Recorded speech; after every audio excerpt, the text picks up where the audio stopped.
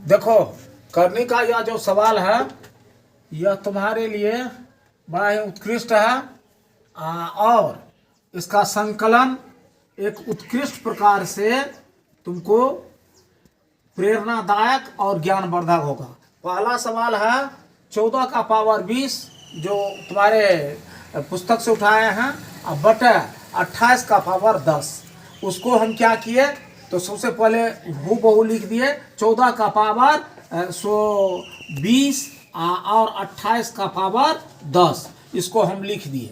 14 को ये तुम्हारा जो है 14 का पावर 20 जो है उसको रहने देते हैं।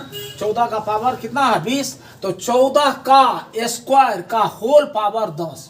14 के स्क्वायर का होल पावर 10, क्योंकि 10 गुना 2 बराबर हो जाएगा 20, क्योंकि x का पावर n का होल पावर m बराबर हो जाता है x का पावर n गुना m या x का पावर mn इस सूत्र पर। तो ये हो गया 2 गुना 10 बराबर 20 और फिर 14 का पावर 10 रहने दिए।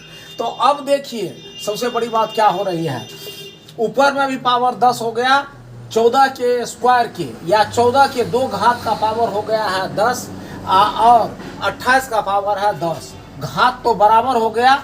जब घात बराबर हुआ तो 14 के स्क्वायर को हम क्या लिख सकते हैं 14 गुना 14 बटा 28 और दोनों का पावर 10। तो अब होल का पावर हम लिख सकते हैं 10 14 गुना 14 बटा 28 का होल पावर 10।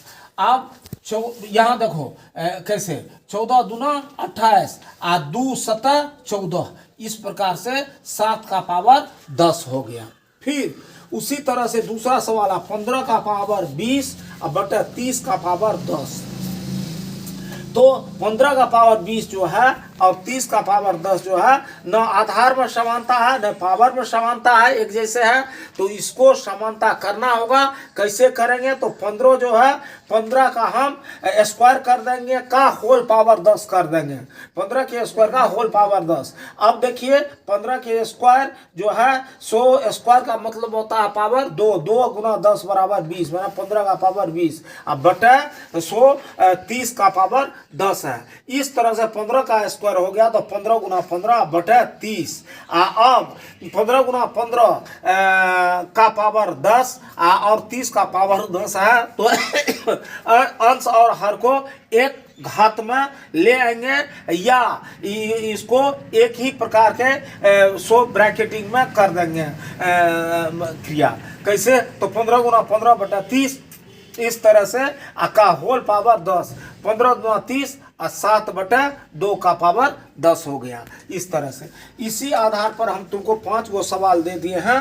15 का पावर 20 बटा 30 का पावर 10, 40 का पावर 40 बटा 20 का पावर 20, 18 का पावर 18 बटा 9 का पावर 9, 50 का पावर 50 बटा 25 का पावर 25 और 60 का पावर 60 बटा 15 का पावर 15। ये तुमको बनाकर लाना है। हमको विश्वास है जो ये जो दोनों मैं सवाल बताया हूँ वह तुम निश्चित तौर से समझ गए होगे।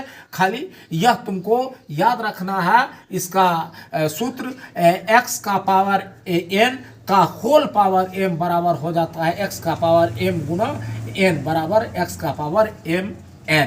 तो यही बात पर इस सवाल को मैंने हल किया है।